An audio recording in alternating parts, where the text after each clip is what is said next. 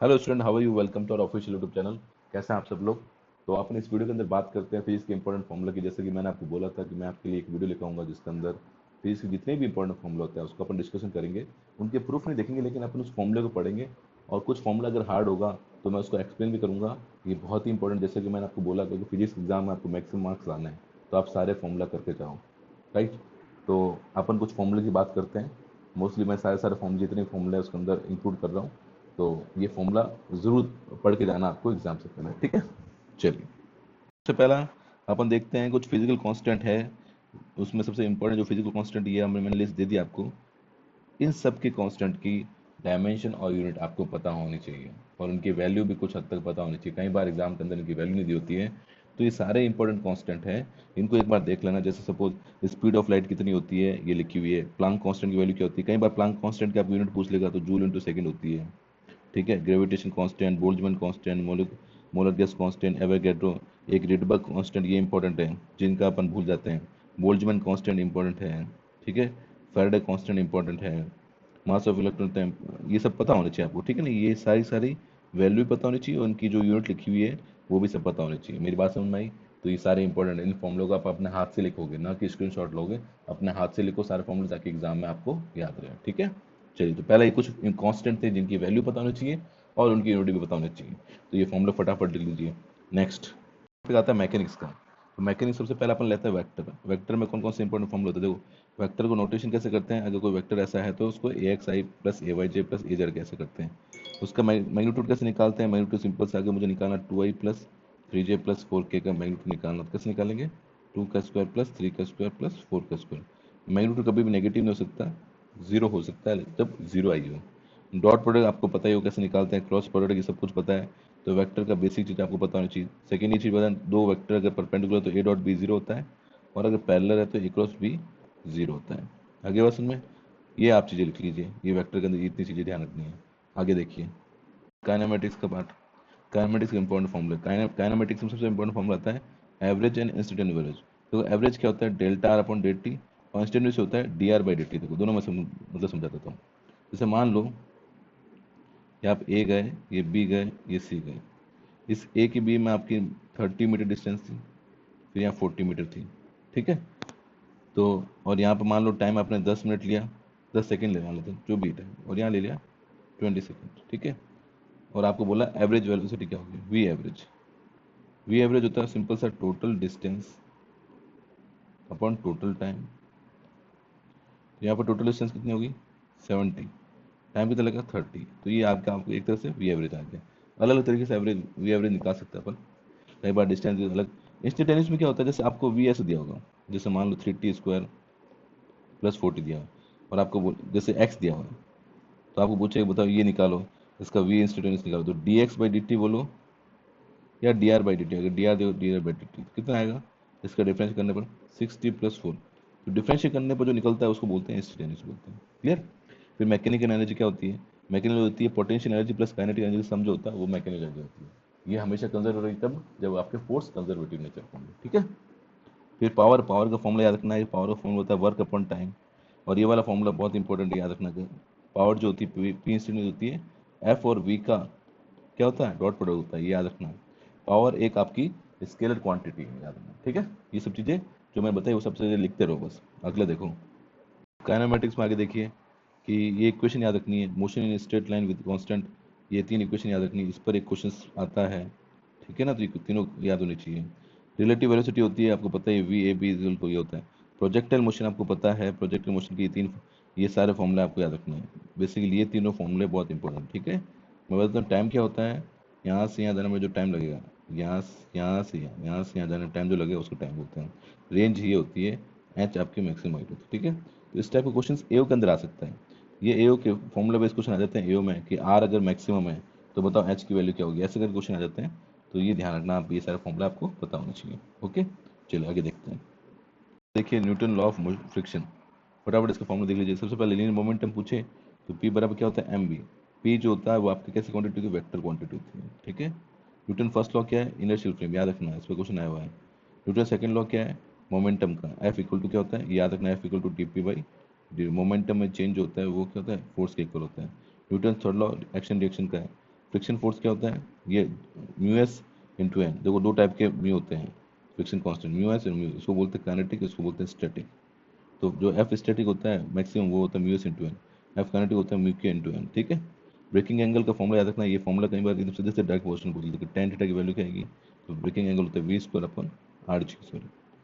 Are क्या होती है, जो आप मुड़ते हो ये रेडियस होती है आर, और जी क्या है 9.8, वी आपको दिया होगा, ये फॉर्मूला याद कर लेना है, वी स्क्वायर अपन आर जी।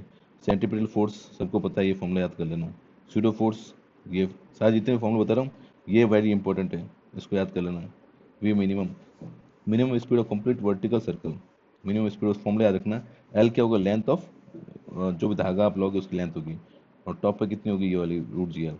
कॉनिकल पेंडुलम फॉर्मूला याद रखना, इसमें क्वेश्चन ये आ सकते हैं कि टी जो है इनवर्स प्रोपोर्शनल क्या है, जी है, और जी का फॉर्मूला आगे जाकर बताऊंगा तो होगा G M upon R square. तो बोला अगर मास ऑफ अर्थ बढ़ा दिया तो बताओ टाइम क्या होगा, इस टाइप के क्वेश्चन जो मैंने बोला फॉर्मूला बेस्ड क्वेश्चन ज़्यादा आते हैं, तो सारे फॉर्मूला आप याद करो, इसके रिलेटेड क्वेश्चन आते हैं। ठीक है, अगला अगला देखो, वर्क पावर एंड एनर्जी। तो सबसे पहले वर्क वाले को मैं ऊपर करता हूँ, वर्क का फॉर्मूला पढ़ दो, क्या दिखा है, वर्क इक्वल टू होता है एफ डॉस एस, ये एस जो है displacement force, F S cos theta, W equal to F dot ji.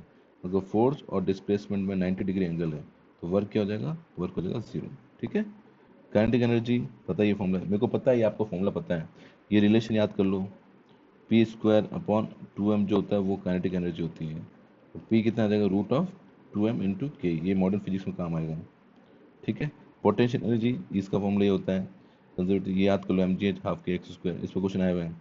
Work done by conservative forces, ये क्या होता है, कंजर्वेटिव फोर्स वो होता है जिसका जो वर्क होता है वो पाथ पर डिपेंड नहीं करता। ठीक है, सिर्फ इनिशियल और फाइनल पॉइंट पर डिपेंड करता है। आगे बात सुन में, तो ये वर्क, अगला देखो, चलो ये वाला देखो, रोटेशन अबाउट। अब इसके बाद में क्या आता है कि रोटेशनल मोशन के अंदर क्या होता है, रोटेशनल मोशन, अभी वर्क पावर एनर्जी के अंदर रोटेशनल मोशन है, तो रोटेशनल मोशन में क्या होता है, वी इक्वल टू ओमेगा हो जाता है। तो इसकी तीन इक्वेशन याद रखना, ये पढ़ी होगी आपने, जहाँ वेलोसिटी होती है लीनियर के अंदर, वैसे रोटेशन ओमेगा हो जाता है।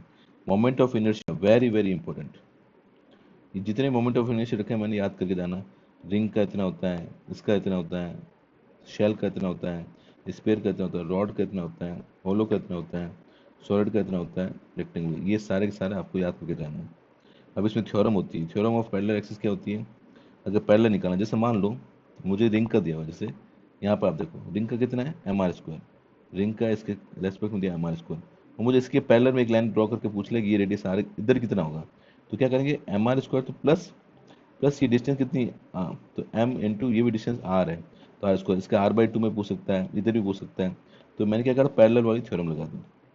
वैसे थ्योरम ऑफ परपेंडिकुलर ये होती है आई एक्स इक्वल टू, ये पढ़ा होगा आपने, radius of gyration is very important, इस पर क्वेश्चन आया हुआ 80 के अंदर, के इक्वल टू रूट, जैसे मान लो आपको आई दिया हुआ है 2/5 एम आर स्क्वायर, और आई रेडियस ऑफ गायरेशन पूछ लिया आपसे के, तो कुछ नहीं करना है, इसका मास हटा दो, ये मास हटा दो, और ये इसको 2/5 आर स्क्वायर कर दो, तो कितना आ जाएगा, √2/√5 इंटू आर। तो ये पूछा जा सकता है, किसकी ज़्यादा होगी किसकी कम होगी, ये पूछ सकते हैं, उसके लिए आपको मोमेंट ऑफ इनर्शिया सबका याद होना चाहिए। ठीक है, टॉर्क आपको याद रखना, ये होता है angular momentum R cross P होता है, याद रखना एंगुलर मोमेंटम जो होता है ना उसकी यूनिट क्या होती है, तो उसकी होती है ये पी इंटू आर होता है, या आर इंटू पी होता है, तो इसका होता है एम वी, इसका होता है आर, तो इसे आप निकाल सकते हो। आगे बात समझे, तो ये सारे के सारे फॉर्मूले आपको पता होना चाहिए। टॉर्क होता है, टॉर्क क्या होता है, आई इंटू एल्फा, समझ गए, आई इंटू एल्फा। तो ये सारे फॉर्मूले जितने फॉर्मूले बताए सबके सब याद होने चाहिए। आगे देखो वर्क एनर्जी थ्योरम क्या होती है, वर्क एनर्जी थ्योरम क्या होती है, अगर कंजर्वेटिव फोर्स है तो कंजर्वेटिव फोर्स होगा तो क्या हो जाएगा, डी यू आपका क्या हो जाएगा, जीरो हो जाएगा, तो वर्क होगा काइनेटिक एनर्जी बराबर होगा। थ्योरम ऑफ ये बता दिया, ये बता दिया, कैरेशन, ये सब चीज़ें पता ही है आपको, तो ये सब की सब चीज़ें याद रखनी है आपको। ओके, ठीक है, चलिए नेक्स्ट चलते हैं आगे। अगला आता है ग्रेविटेशन। ग्रेविटेशन चैप्टर आपने पढ़ा होगा, इसके इंपॉर्टेंट फॉर्म देख लो। ग्रेविटेशन फोर्स क्या होता है, F equal to G M one M two upon R square, G की डायमेंशन आप याद करके जाना।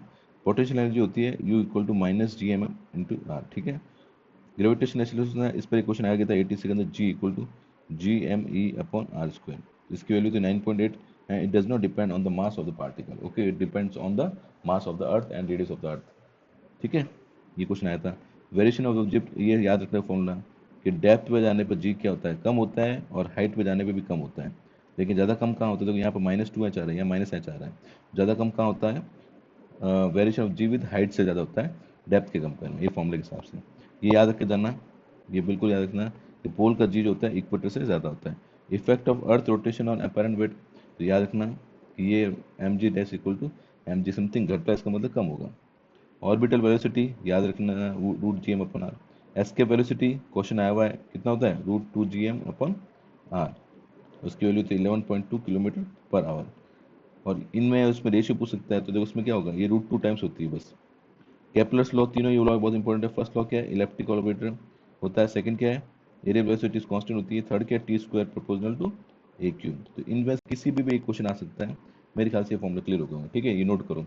अगला स्टूडेंट, अगला आता है एसएचएम, सिंपल हार्मोनिक मोशन। तो सिंपल हार्मोनिक मोशन सबसे पहला हुक्स लॉ देख लो, एफ इक्वल टू माइनस के एक्स होता है।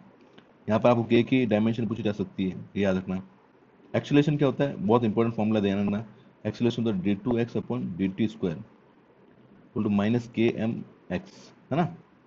इस पर क्वेश्चन कैसे आते हैं, जैसे मान लो D two X upon D T square दिया हुआ है और ये आपको दिया हुआ है माइनस एट एक्स दिया हुआ है, और आपको एम की वैल्यू दी हुई मान लो टू दी हुई है, और आपको पूछ लिया के कितना है। सिंपल क्वेश्चन बता रहा हूँ, तो आपको पता होना चाहिए कि माइनस के बाई एम इक्वल टू हो गया माइनस एट, तो ये कैंसिल हो गया। तो यहाँ से के की वैल्यू की एट एम और एम आपको दिया हुआ टू, तो के की वैल्यू कितनी आ गई 16। तो ऐसे इस टाइप के क्वेश्चन आ जाते हैं, ठीक है ना। तो याद रखना टाइम पीरियड फॉर्मूला याद रखना, टाइम पीरियड जो होता है ना वो क्या होता है, स्प्रिंग कांस्टेंट के इनवर्सली प्रोपोर्शनल होता है, और मास की क्या होता है, मास के डायरेक्टली प्रोपोर्शनल होता है। तो मैं इस टाइप के क्वेश्चंस बोल रहा हूँ, बहुत आएंगे, ध्यान रखना कि मास बढ़ाने पे क्या होगा, आपको पूछ लेगा कि भाई एक 2 kg का एक 4 kg का है, रेशियो पूछ लेगा या फिर कुछ भी।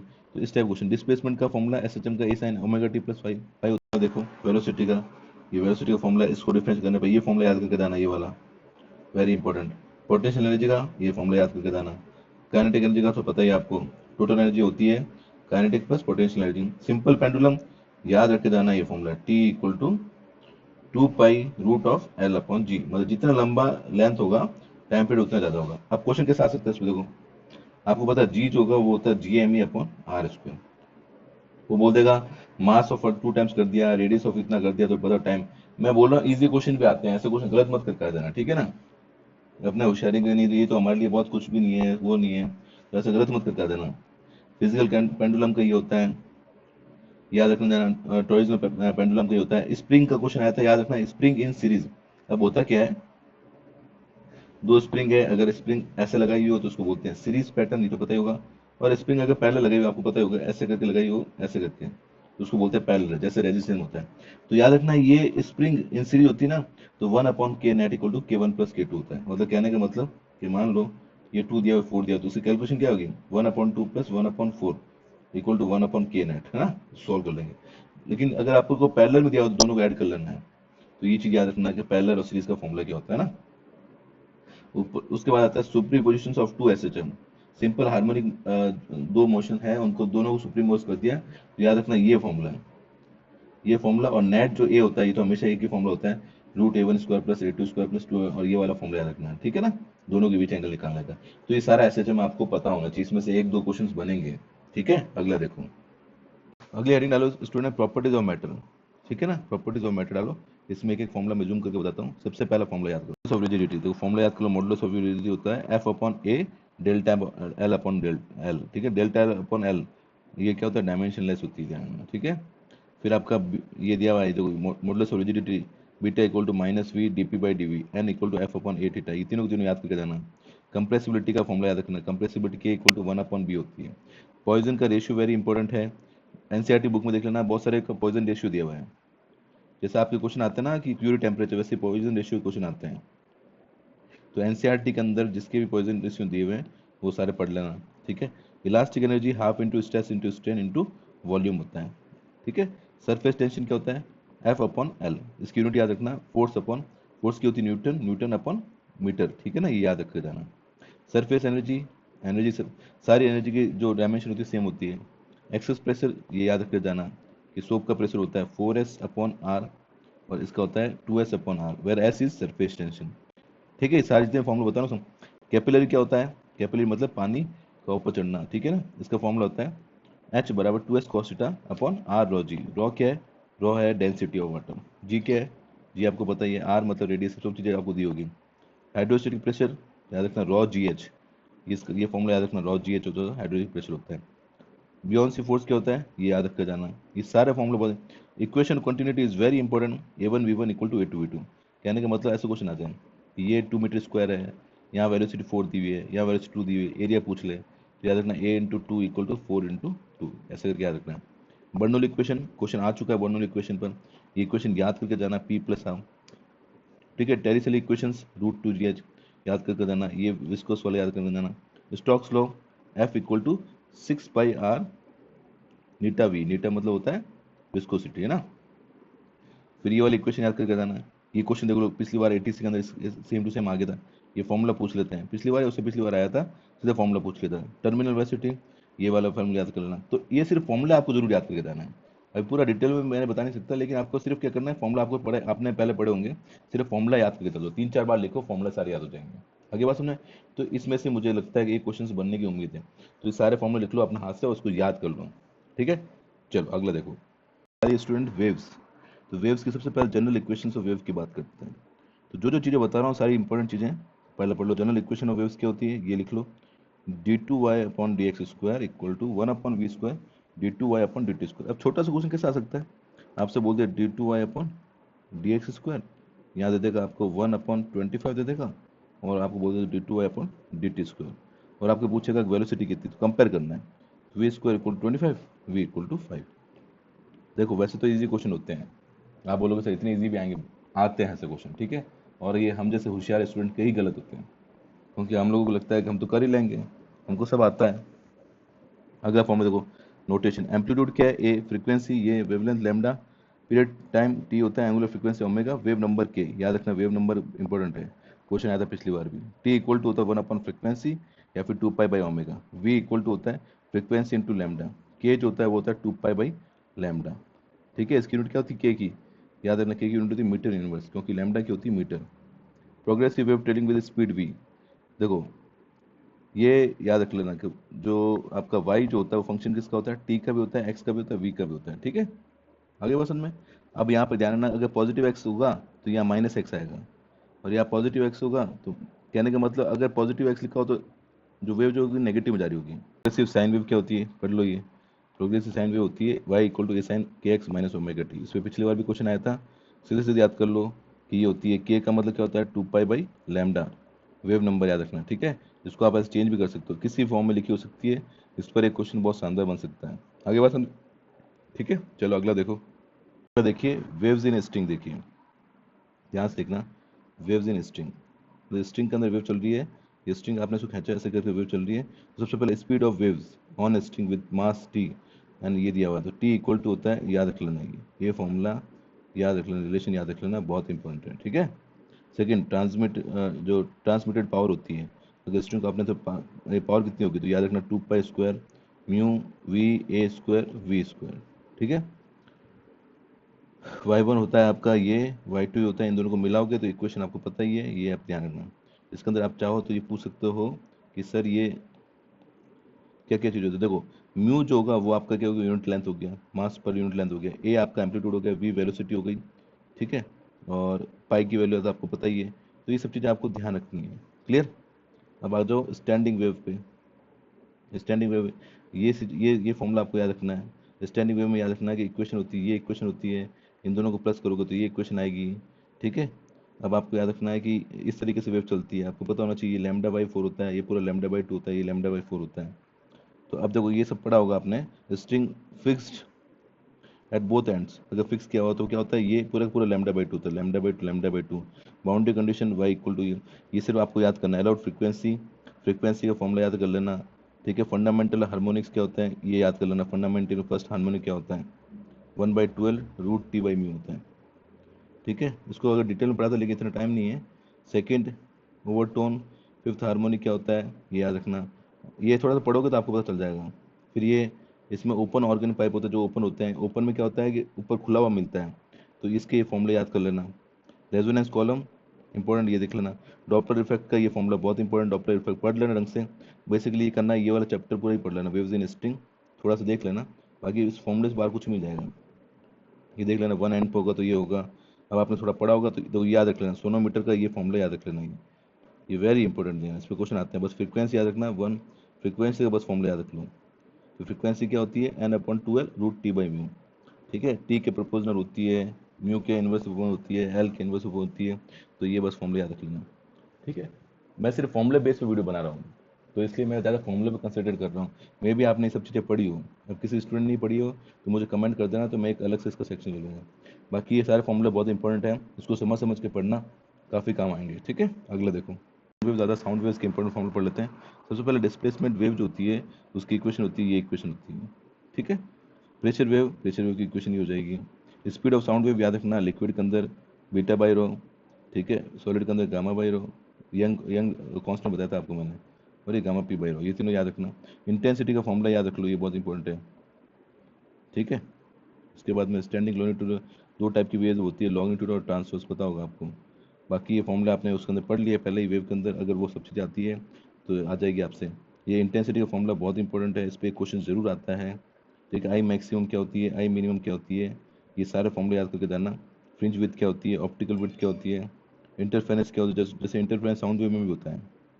Reflection from a single fleet, ये फॉर्मूला याद करके जाओ। ये रिजोल्यूशन का फॉर्मूला याद करके जाओ, very important. Law of Malus very important, ये पूरे के पूरे यहाँ से लेकर यहाँ तक फॉर्मूले जो है मोस्ट इंपॉर्टेंट, इस पर एक क्वेश्चन पक्का बनता है। ठीक है, वापस बता देता हूँ, एक इंटेंसिटी का फॉर्मूला याद करके चल जाओ, I1 plus I2 plus 2 √I1 I2 cos phi. देखो आई इक्वल टू अगर आया आपका I1 plus I2 plus 2 √I1 I2 cos phi, इसको मैक्सिमम होने के लिए फाई को क्या होना चाहिए, जीरो। तो मैक्सिमम कितनी आ जाएगी, √of I1 plus √of I2 का होल स्क्वायर। मिनिमम कितनी आएगी, √I1 माइनस √ऑफ I2 का होल स्क्वायर। इससे पढ़ा होगा, ये सब चीज़ें देख लेना, इसका तो कोई डाउट हो तो मुझसे पूछ लेना। ठीक है, मेलस लॉ याद होना चाहिए, I equal to I0 cos square theta, पिछली बार भी क्वेश्चन आया था, इस बार भी आ सकता है। तो ये सारे फॉर्मूले आपको लिख लिख के याद करना, जितनी बार लिख सकते हो उतनी बार याद करना है। इतने तो इंटेलिजेंट आप हो कि आपको फॉर्मूला याद है, मैं बता रहा हूँ, आपने कभी ना कभी तो ये फॉर्मूले पढ़े होंगे, तो इसलिए मैं समझाने की जरूरत नहीं है, ये सब चीज़ें आपको समझाई भी है। अगर मेरे आपने वीडियो देखे हो तो ये सब चीज़ें आपको समझ में आ रही होगी, ये फॉर्मूले क्या होते हैं, तो ये चीज़ पढ़ लेना, ये फॉर्मूले सारे इंपॉर्टेंट है। ठीक है, अगला देखो, करते हैं ऑप्टिक्स के फॉर्मूले। तो ऑप्टिक्स में सबसे पहला रिफ्लेक्शन के फॉर्मूले देख लेते हैं। लॉ ऑफ रिफ्लेक्शन क्या बोलता है, incident ray reflected ray normal जो होगा वो इधर सेम प्लेन में होगा। मतलब सिंपल सी बात, ये लाइन आ रही है, ठीक है ना, ये हुआ तो ये नॉर्मल हुआ, ये रिफ्लेक्ट होगा, ये इंसिडेंट होगी, ये तीनों तीनों क्या होंगे, एक प्लेन के अंदर होंगे। प्लेन मिरर क्या होता है, the image and the object are equidistance from the virtual image. Simple सी बात, प्लेन मिरर मतलब तुम जितना आगे खड़ा होता है तुम पीछे तुम्हारा इमेज दिखेगा। स्पेरिकल मिरर में फोकल लेंथ का फॉर्मूला याद रखना, मिरर इक्वेशन याद रखना, मैग्निफिकेशन मतलब होता है कितना मैग्नीफाई करना, ये तीनों फॉर्मूले याद रखना। ठीक है, आगे चलिए, अभी ऑप्टिक्स ही करा रहा हूँ, ऑप्टिक्स के सारे फॉर्मूले देख लीजिए। ये फर्स्ट फॉर्मूले हुए रिफ्लेक्शन के फॉर्मूले। रिफ्लेक्शन पढ़ लिया आपने, अब रिफ्लेक्शन पढ़ते हैं। देखो रिफ्लेक्शन का सबसे पहले रिफ्लेक्टिव इंडेक्स क्या होता है, ये पढ़ लो, speed of light in vacuum और speed of light in medium. ठीक है, आगे बात सुन में, तो कहने का मतलब इसकी म्यू की वैल्यू क्या होती है, 1 या 1 से बड़ी होती है। तो कहने का मतलब ये है कि speed of light in vacuum जो होती है वो हमेशा किससे बड़ी होती है, speed of light in medium से जनरली बड़ी होती है। जनरली बड़ी होती है, ऐसा हो सकता है छोटा भी हो, लेकिन जनरली ऐसा नहीं होता है। स्नेल्स लॉ पढ़ लेना, क्या होता है, ये होता है एपरेंट डेप्थ क्या होती है, एपरेंट डेप्थ जो सिक्का डालते हैं तो उसकी हाइट कितनी दिखती है, ये देख लेना।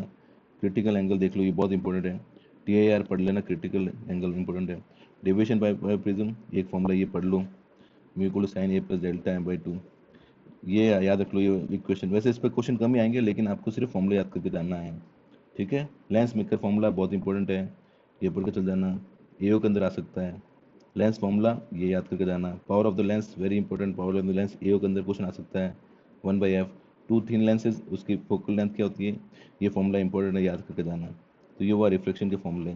आगे बात समझ में, चलोगे चलो सुना, अब अगला फॉर्मूला देखिए ऑप्टिकल इंस्ट्रूमेंट का। तो याद करो, सिंपल माइक्रोस्कोप, तो याद रखना M equal to D/f in normalisation.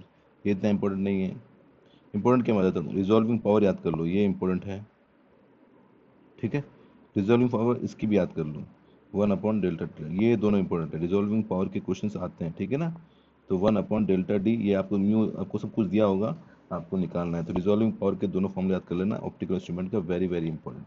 ठीक है, चलो अगला देखो, डिस्पर्जन। डिस्पर्जन मतलब क्या होता है, लाइट आती है, प्रिज्म से टकराती है, 7 कलर में डिवाइड हो जाती है, उसको बोलते हैं डिस्पर्जन।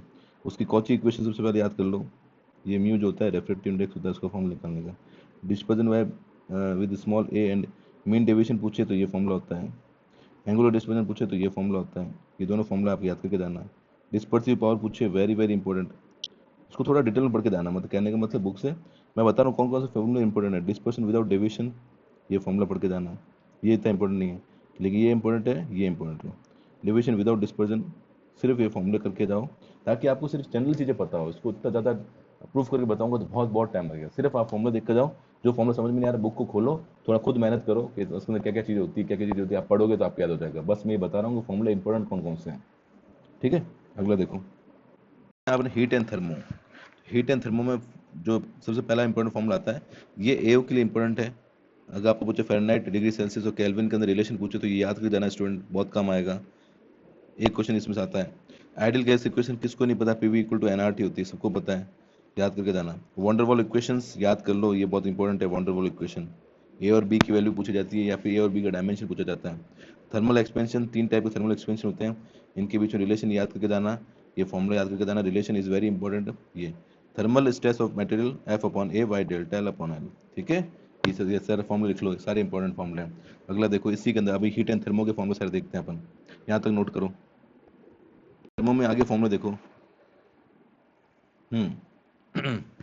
एक रिलेशन याद रखना, ये आपने शायद मेरे ख्याल से पढ़ा होगा कि मोल वोल पढ़े होंगे आपने केमिस्ट्री में। मोल इक्वल टू होता है, क्या होता है, mass upon mass of molecular weight, याद है। तो मास क्या होगा, मॉलिक्यूलर वेट अपॉन मोल, और एक मोल के अंदर कितना होता है 6.02 इंटू 10⁻⁴, ये सब फॉर्मूले पढ़े होंगे आपने। तो एक इक्वेशन ये होती है। मैक्सवेल डिस्ट्रीब्यूशन ऑफ ये आरएमएस स्पीड याद रख के जाना, ये वेरी इंपॉर्टेंट होती है। एवरेज स्पीड ये याद रख के जाना। मोस्ट ये सब सारी चीज़ें जो भी प्रेशर लिखा, प्रेशर 1/3 रॉ वी स्क्वायर होता है। रॉ क्या होता है, density. Equipartition of energy, energy का half kT of each degree of freedom, और F/2 kT for molecular having F degree of freedom. अब फ्रीडम याद रखने जाना, फ्रीडम अलग मॉलिक्यूल के अलग होती है। तो वो एक बार 3, 5, 7 ऐसे करके होती है। 1 मॉलिक्यूल के लिए शायद 3 होती है, 2 मॉलिक्यूल के 5 होती है, 3 के लिए 7 होती है, ऐसे करके याद करके जाना। इंटरनल एनर्जी का फॉर्मूला याद करके चल जाओ, ये इंटरनल एनर्जी का फॉर्मूला बहुत इंपॉर्टेंट होता है। F जो होगी वो डिग्री ऑफ फ्रीडम होगी, ठीक है, क्लियर। मेरे को एग्जैक्टली याद नहीं है कि degree of freedom 1 molecule, 2 molecule, 3 molecule क्या होती है, आप देख लेना बुक के अंदर मिल जाएगी आपको ना। ये फॉर्मूला वेरी इंपॉर्टेंट है। इसके अंदर क्वेश्चन कैसे बन सकते हैं, आपको पता होना चाहिए। वी आर एम एस जो होता है वो टी और एम के इनवर्स होगा। जिसका मास ज़्यादा होगा उसका वी आर एम एस कम होगा, जिसका टेम टी ज़्यादा होगा उसका वी ज़्यादा होगा। तो इस तरीके से आपको बस बहुत सारी चीज़ें याद करके जानी है। फॉर्मूला बार बार लिखोगे तो याद हो जाएंगे, ठीक है। आगे देखो अब स्पेसिफिक हीट क्या होती है, S equal to Q upon M delta T. Delta T is the difference between temperature. Latent heat क्या होती है, L equal to Q by M. Specific heat at constant volume, C V याद रखना।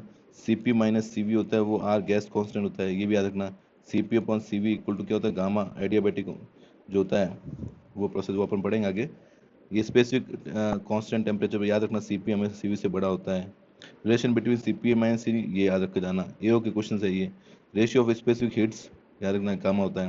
Relation between U and C V, delta U is equal to N C V delta T होता है। Specific, ये very important formula ध्यान में, कि अगर आप मिक्सचर का पूछ ले तो ये याद रखना, मिक्सचर का गामा पूछ ले तो याद रखना। Molar internal energy of ideal gas याद रखना, ये भी अपन ने पढ़ी थी, F/2 के। एफ लिख दिया जाएगा, मोनो एटॉमिक के लिए 3 होती है, डाई एटॉमिक के लिए 5 होती है। तो ये चीज़ें आपको पूरी याद होनी चाहिए, ठीक है, क्लियर। आगे देखो स्टूडेंट, थर्मोडायनामिक प्रोसेस कौन कौन से होते हैं। सबसे पहला फर्स्ट लॉ ऑफ थर्मोडायनामिक देख लीजिए। ये फर्स्ट लॉ ऑफ याद करके जाना, delta Q equal to the delta U plus delta W. Total energy is equal to internal energy plus work होती है। Work done by the gas याद रखना, ये फॉर्मूला पढ़ लो अच्छी तरह से। ये सारे के सारे इंपॉर्टेंट है। थर्मल वाला, आइसोथर्मल वाला वेरी इंपॉर्टेंट, आइसोबैरिक वाला भी इंपॉर्टेंट है। आइसोकोरिक याद रखना, वॉल्यूम कांस्टेंट होता है इसलिए पी डेल्टा वी जो होता है वो जीरो हो जाता है, ठीक है। ये चारों चीज़ आपको याद होनी चाहिए। Efficiency of the heat engine, पता होगा पिछली बार क्वेश्चन आया था इस पर, सेम टू सेम क्वेश्चन पूछे थे कि एन की वैल्यू कितनी होगी, 80 में क्वेश्चन आगे था ये। यही पूछ रहा था T2 अपॉन T1 होता है, 4 ऑप्शन दिए होते थे, आपको पता होना चाहिए।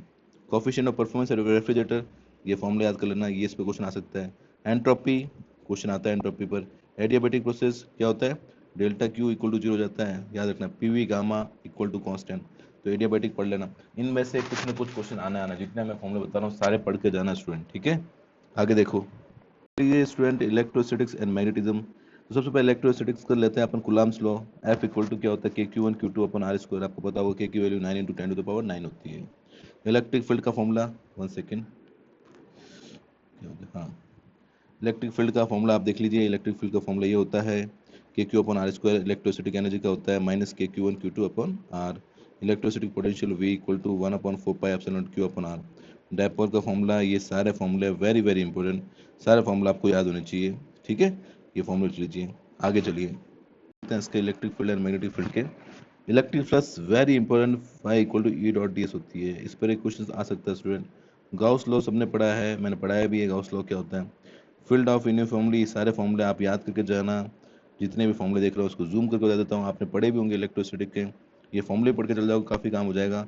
इस पर क्वेश्चन आया था पिछली बार कि जो होता है ये होता है इन्वर्सली प्रोपोर्शनल आर होता है, तो आपने पढ़े होंगे। तो आप आराम से, इन्फिनिट शीट का इतना होता है, कंडक्टिंग सरफेस का इतना होता है।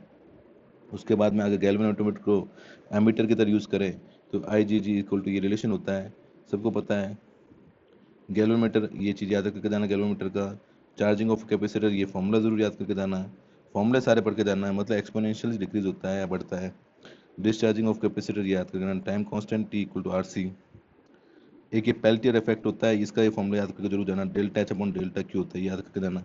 सीबैक इफेक्ट होता है, ये भी याद करके जाना। ये सिर्फ फॉर्मूला याद करके जाना है आपको, ठीक है। और उसको डिटेल में पढ़ना है तो बुक्स में पढ़ सकते हो। थॉमसन इफेक्ट पढ़ के जाना। फेराडे लॉ ऑफ इलेक्ट्रोलाइसिस, ये सिंपल से M equal to Z I T होता है, तो याद रखना। ये सारे इंपॉर्टेंट फॉर्मूले जो थे, ये वेरी इंपॉर्टेंट फॉर्मूले हैं, आपको पढ़ के जाना है। सारे फॉर्मूले लिख लिख के याद करो। ये फॉर्मूले से गारंटी आपके 4 से 5 क्वेश्चन फिजिक्स में एटीसी में राइट होंगे। और एओ के अंदर तो मैक्सिमम क्वेश्चन जो होते हैं फॉर्मूला बेस ही होते हैं। तो ये फॉर्मूला अगर आपने याद कर लिया, थोड़ा ढंग से पढ़ लिया, तो आपके बहुत अच्छे मार्क्स आएंगे, ठीक है। चलिए आगे देखते हैं। फॉर्मूला देख लीजिए स्टूडेंट। ये अब कैपेसिटेंस का आगे आपको पता होगा, कैपेसिटेंस की होती है सी बराबर Q by V. Parallel plate capacitor, पिछली बार क्वेश्चन आया था, इसका फॉर्मूला याद कर लो। स्पेरिकल का फॉर्मूला क्या होता है ये याद कर लो। सिलेंडर कैपेसिटर का फॉर्मूला क्या होता है ये याद कर लो। कैपेसिटर पैरेलल में दिया होता है तो इनकी कैपेसिटेंस क्या होती है, ऐड होती है, और सीरीज में 1 अपॉन हो जाता है। फोर्स बिटवीन याद कर लो, पैरेलल प्लेट कितना होता है, ये वेरी इंपॉर्टेंट क्वेश्चन आ सकता है। एनर्जी याद कर लो, एनर्जी डेंसिटी क्या होती है, याद रखना। इसके एनर्जी डेंसिटी की यूनिट क्या होती है, यू बाई वी, ये वेरी इंपॉर्टेंट पिछली बार आया था। कैपेसिटी विद डाइलेक्ट्रिकल, याद रखना। डाइलेक्ट्रिक बढ़ाने पर कैपेसिटेंस क्या होती है, के टाइम्स ऑफ इंक्रीज हो जाती है, ठीक है। सारी चीज़ें पढ़ के जाना है ना। चलो अगला देखो, करंट इलेक्ट्रिसिटी के फॉर्मूला पढ़ लो। करंट डेंसिटी क्या होती है, ड्रिफ्ट स्पीड वेरी इंपॉर्टेंट, ध्यान रखना। ड्रिफ्ट स्पीड क्या होती है, रेजिस्टेंस ऑफ वायर याद कर लेना फॉर्मूला। टेम्परेचर पर किस हिसाब से रेजिस्टेंस बढ़ता है, टेम्परेचर बढ़ाने पर रेजिस्टेंस बढ़ता है, तो याद रखना। सेमीकंडक्टर डिक्रीज होता है, किरचॉफ लॉ पढ़ लेना। ये सब आपने पढ़े होंगे। व्हीटस्टोन ब्रिज वेरी इंपॉर्टेंट है, क्वेश्चन आ जाता है, याद रखना। P1 upon P2 equal to Q1 upon Q2 वाली कंडीशन याद रखना, ठीक है। इलेक्ट्रिक पावर का फॉर्मूला ये होता है, ठीक है। तो करंट के अंदर ये फॉर्मूला आपको याद होनी चाहिए। आगे देखिए, तो स्टूडेंट मैग्नेटिज्म के तो सबसे पहला इंपॉर्टेंट फॉर्मूला है लॉरेंट्ज फोर्स। लॉरेंट्ज फोर्स का फॉर्मूला याद रख लो, F equal to Q V cross B plus Q, ठीक है। पिछली बार क्वेश्चन भी आ गया था, तो लॉरेंट्ज फोर्स जीरो होगा तो क्या कंडीशन होगी, तो Q V cross B plus Q equal to zero हो जाएगा। चार्ज पार्टिकल पे याद रखना, यूनिफॉर्म मैग्नेटिक फील्ड है तो ये याद रखना कि रेडियस होती है वो होती है M V upon V Q, where M is the mass, V is equal velocity, B magnetic field and Q is the charge. And जो पीरियड टाइम होता है वो था 2 pi M upon B Q. बस ये डिपेंडेंस याद रखना, T is proportional to M, इसलिए फॉर्मूला बता रहा हूँ कि फॉर्मूले पे ऐसे क्वेश्चन आते हैं 1/, ठीक है। फिर याद रखना फोर्स ऑन करंट करेंट, ये याद रखना आई एल क्रॉस भी होता है। Magnetic moment and current slope होता है, ये म्यू इक्वल टू आई होता है। टॉर्क कितना होता है, टॉर्क होता है म्यू क्रॉस भी। ये सब सिर्फ फॉर्मूले याद करके जाना स्टूडेंट, वेरी इंपॉर्टेंट फॉर्मूला, ठीक है। आगे देखिए स्टूडेंट, मैग्नेटिक फील्ड में और फॉर्मूला देखिए। अगला आता है Biot Savart law. Biot Savart law पढ़ लेना, बहुत इंपॉर्टेंट है। फील्ड ड्यू टू ये सारी चीज़ें फॉर्मूला पढ़ लो। Field due to straight conductor कितना होता है, B equal to mu zero I upon 2 pi D कब होता है। फोर्स क्या होता है फॉर्मूला, ये फॉर्मूला, ये क्वेश्चन आते हैं। फील्ड ऑन द एक्सिस, ये फॉर्मूला, ठीक है। ये सारे फॉर्मूले लिखते रहो। एम्पीयर लॉ हमेशा आता है, बी डॉल डी इक्वल टू म्यूजर सिग्माई। सोलेनॉइड क्या होता है पढ़ लो। टॉरेट का फॉर्मूला क्या होता है, ठीक है। ये सारे फॉर्मूला फिर मैं एक बार टाइम मिलेगा तो फॉर्मूला आपको समझा भी दूंगा, अभी फिलहाल के लिए फॉर्मूला लिख लो, ठीक है ना। फॉर्मूला सारे लिख लो। इसके अलावा मैक्सवेल की मैंने 4 इक्वेशन बताई थी, वो 4 इक्वेशन ज़रूर पढ़ के जाना। एक वीडियो बनाया हुआ अलग से इलेक्ट्रोमैग्नेटिज्म का, वो ज़रूर देख के जाना भैया, उसमें से एक क्वेश्चन पक्का आएगा, ठीक है। क्लियर, ये सारे फॉर्मूले लिख लो। आगे देखते हैं, आगे अपन देखते हैं इंडक्शन के फॉर्मूले देखते हैं। तो सबसे पहले समझो मैग्नेटिक फ्लक्स क्या होता है, ये फॉर्मूला। फेराडे लॉ क्या होता है, मैग्नेटिक फ्लक्स में चेंज की जो रेट होती है उसको क्या बोलते हैं, ईएमएफ बोलते हैं। लेंज लॉ, इंड्यूस करंट, ये पढ़ के जाना। मोशन ईएमएफ, ये पढ़ के जाना। ये सारा आपने चीज़ें पढ़ी, बस मैं आपको फॉर्मूला बता रहा हूँ कि ये formula, growth of current, LR circuit, ये सारे फॉर्मूले जितने भी, time, energy store, half L I square, energy density, mutual inductance क्या होता है, ईएमएफ ये वाले, ठीक है। जितने भी फॉर्मूले हैं आप सारे फॉर्मूले याद करके जाएंगे, ठीक है। इम्पिडेंस क्या होता है, एक्सी क्या होता है, कैपेसिटेंस क्या होता है, ये सारे फॉर्मूला आप पढ़ के जाएंगे, ठीक है। क्लियर, लिखते रहो ये फॉर्मूला, लिखते रहो। और जो फॉर्मूला समझ में नहीं आया कमेंट करके बता देना, मैं थोड़ा समझा दूंगा, ठीक है। फिलहाल ये फॉर्मूले सारे लिखते रहो आप। चलो आगे चलो, आगे फॉर्मूला और देखो। RC certificate, sorry RC circuit का जेड का फॉर्मूला क्या होता है, इम्पिडेंस। इम्पिडेंस होता है टोटल रेजिस्टेंस, ये फॉर्मूला याद कर लो। एलआर सर्किट का ये होता है, एलसीआर का ये होता है, ये वेरी इंपॉर्टेंट है। वी रेजोनेंस फ्रीक्वेंसी क्या होती है, 1/2 पाई 1/L/C, याद रखे जाना, वेरी इंपॉर्टेंट, ठीक है। ट्रांसफार्मर में क्या होता है, पावर फैक्टर क्या होता है, पावर फैक्टर किस पर डिपेंड करता है, कॉस फाई पर डिपेंड करता है। Speed of the EM, very important formula, C equal to होता है 1/√μ0 ε0, ठीक है, वेरी इंपॉर्टेंट फॉर्मूला। क्लियर, चलो यहाँ से देखते हो आगे। मॉडर्न फिजिक्स, मॉडर्न फिजिक्स ऐसा है कि इसमें मान के चलना 10 क्वेश्चन, ठीक है, सारे टॉपिक में 10 क्वेश्चन आने आ रहे हैं, ठीक है। इसको मैं आपको फॉर्मूला याद करने को नहीं बोलूँगा, इसको मैं बोलूँगा आप डिटेल से सारे वीडियो देखो, डिटेल से, वेरी इंपॉर्टेंट, ठीक है, मोस्ट इंपॉर्टेंट टॉपिक है। डिटेल से जितने मैंने वीडियोस बनाए हैं ना, अभी भी टाइम है, इसके सारे वीडियो देखो, क्योंकि इसके मैं फॉर्मूले करा भी दूंगा, चलो मैं फॉर्मूले लिख देता हूँ, ठीक है, लेकिन वेरी इंपॉर्टेंट है, मतलब इसके वीडियो देखोगे तो बहुत ज़्यादा सही रहेगा। चलो मैं इसके फॉर्मूले दिखाता हूँ कुछ। फोटॉन्स की एनर्जी कितनी होती है, याद रखना, E equal to Sc/λ। Photons का मोमेंटम क्या होता है, ये होता है। काइनेटिक एनर्जी का इजेक्टेड क्या होता है, ये। थ्रेशोल्ड फ्रीक्वेंसी क्या होती है, ये समझाया हुआ, सब कुछ समझाया हुआ है। ये सारे के सारे इंपॉर्टेंट, इस पर ये क्वेश्चन पक्का बनेगा। सारे फॉर्मूले लिख लो, आगे देख लो। और ये पहला फॉर्मूला लिखिए, आप आराम से फॉर्मूला लिखिए जब तक मैं दूसरे फॉर्मूला निकालता हूँ, ठीक है। उसके बाद में ये फॉर्मूला लिखने के बाद कुछ फॉर्मूले इसके आते हैं एटम्स और के, तो देखो इसके फॉर्मूले देख लो। एनर्जी पूछे तो एनर्जी का फॉर्मूला याद रखना, एनर्जी किस पर डिपेंड करती है, आपने पढ़ा होगा। रेडियस का फॉर्मूला ये होता है, ठीक है। फोटॉन्स की एनर्जी ये फॉर्मूला पढ़ा होगा। यहाँ पर आर जो है वो कांस्टेंट याद रखना। एक्सरे का मैंने पढ़ाया हुआ है, एक्सरे पूरा पढ़ा है, मैं इसलिए बोल रहा हूँ कि आप ये पूरा मोजुलर लॉ मैंने पढ़ाया हुआ है, याद कर जाना। डिफ्रैक्शन का टूल, ये तो इस पर कम से कम एक क्वेश्चन तो पक्का आता है। हाइजेनबर्ग पर एक क्वेश्चन आता है जो आपने बहुत डिटेल में किया हुआ है। सारे क्वेश्चन इंपॉर्टेंट है, नोट करो ये सब कुछ। एक्टिविटी के फॉर्मूला आते हैं। न्यूक्लियर रेडियस क्या होती है, तो याद रखना, ये बहुत इंपॉर्टेंट फॉर्मूला है, इस पर क्वेश्चन आ सकता है। डिके वाले पे क्वेश्चन आ सकता है, मैंने कराया हुआ भी। हाफ लाइफ क्या होती है, एवरेज लाइफ क्या होती है, एवरेज लाइफ होती है 1.4 times of T half life होती है, ये याद करके जाना है। ये सब अपन ने क्वेश्चन, मास डिफेक्ट क्या होता है, बाइंडिंग एनर्जी क्या होता है, एनर्जी रिलीज इन न्यूक्लियरेशन क्या होता है, ये जितना भी है ये पूरे वीडियो देख कर जाना, इसमें से बहुत सारे क्वेश्चन आपके आने वाले हैं। आ रही है बात समझ में, ठीक है। ये सारे फॉर्मूले लिखो आप, अब आगे और फॉर्मूले लिखते हैं अपन। अब मैं जो फॉर्मूला बताऊंगा, ये तो मैंने वो टॉपिक के फॉर्मूला बताया जो सारे टॉपिक है, मैंने पूरा फिजिक्स ले लिया, ठीक है। उसमें जितने फॉर्मूले थे वो फॉर्मूले तो आपको पढ़ने ही हैं। अब जो मैं फॉर्मूला बताऊंगा वो फॉर्मूले समझ लो आपका सबसे इंपॉर्टेंट फॉर्मूला है। उसमें भी मैंने फॉर्मूला बताया, लेकिन ये फॉर्मूले, इस पर आपको ज़्यादा फोकस करना है। सारे इंपॉर्टेंट फॉर्मूले आपके न्यूमेरिकल हो, आपके थ्योरेटिकल क्वेश्चन तो मैक्सिमम इसी में से आने वाला है, ठीक है। तो मोस्ट इंपॉर्टेंट फॉर्मूला, तो सबसे पहले इसमें टॉपिक डालो इंटरफेरेंस, ठीक है, इंटरफेरेंस। चलिए अगला, तो उसका पहला फॉर्मूला देखते हैं। डिफरेंस में फॉर्मूला देखिए, सबसे पहला इंपॉर्टेंट फॉर्मूला, ये सारे फॉर्मूले बहुत इंपॉर्टेंट ध्यान में। पाथ डिफरेंस या फेज डिफरेंस, फेज डिफरेंस अलग होता है, path difference equal to λ/2 pi phase difference. आगे बात सुन में, पहला फॉर्मूला ये लिखो।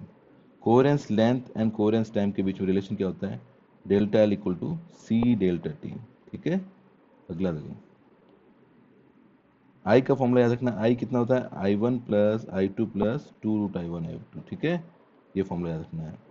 आगे बात सुने, अगला फॉर्मूला देखो, I maximum upon I minimum ratio पूछे तो √I1 प्लस √I2 का whole square upon √I1 minus √I2 होता है। नीचे नेक्स्ट देखो, I is proportional to amplitude का स्क्वायर होता है। उसके बाद जो फ्रेनेल बाइप्रिज्म, बहुत अच्छे से पढ़ा हुआ है आपको, आराम से आप देख सकते हो कि फ्रेनेल बाइप्रिज्म क्या होता है। बीटा बराबर डी λ/2d, अभी 2d और डी एक ही सेम है, अगर आप 2d लिखना चाहो तो 2d लिख लो, बेसिकली स्लिट के बीच की डिस्टेंस है। और ये फॉर्मूला याद करें, इस पर क्वेश्चन भी कराया हुआ मैंने, ये इसमें कोई दिक्कत नहीं आनी चाहिए। एक मैंने थिकनेस वाला बताया था, 2 म्यूटिकोस आर इक्वल टू मिनिमा के लिए होता है, मैक्सिमा के लिए होता है। न्यूटन रिंग्स वेरी इंपॉर्टेंट है, आर एन का इसको निकाल तो ये फॉर्मूला याद करके चल जाना। डायमीटर ऑफ ब्राइट में कितना होता है और डार्क में कितना होता है, और अगर लैम्डा फाइंड करना है तो लैम्डा कैसे फाइंड कर सकते हैं, इस पर मैंने क्वेश्चन बताया हुआ। तो ये इंटरफेरेंस टॉपिक के सबसे इंपॉर्टेंट फॉर्मूले थे। एक फ्रिंज विड्थ होती है, beta equal to D lambda upon D होती है यंग डबल स्लिट। वहाँ पर याद रखना है लैम्डा बढ़ने पर क्या होता है, स्मॉल डी बढ़ने पर क्या होता है, डी बढ़ने पर क्या होता है। तो ये सारे इंटरफेरेंस का सबसे इंपॉर्टेंट फॉर्मूले हैं। नोट कर लिए, चलो अगले देखते हैं। जो आगे जो अगला पार्ट आता है सबसे इम्पोर्टेंट वाला, वो आता है इलेक्ट्रोमैग्नेटिज्म। ठीक है, इलेक्ट्रोमैग्नेटिज्म। अब इस इलेक्ट्रोमैग्नेटिज्म में आपके न्यूमेरिकल आएंगे, कम से कम 3 to 4 न्यूमेरिकल आएंगे। अब मैं बोलूँ कुछ नहीं करना है, एक वीडियो मैंने बनाया हुआ है, उसके अंदर सारे न्यूमेरिकल भी कराए हुए हैं मैंने, सारे फॉर्मूले भी कराए हुए हैं, सारे मैक्सवेल की लॉ बताए हुए हैं। तो ये वीडियो जाकर देख लो। मैं इसमें फॉर्मूले से नहीं बताऊंगा, शॉर्टकट मत लो, अभी टाइम है अपने पास में, ये पूरा देख लो। और थर्ड जो सबसे इंपॉर्टेंट टॉपिक है वो है थ्योरी ऑफ रिलेटिविटी।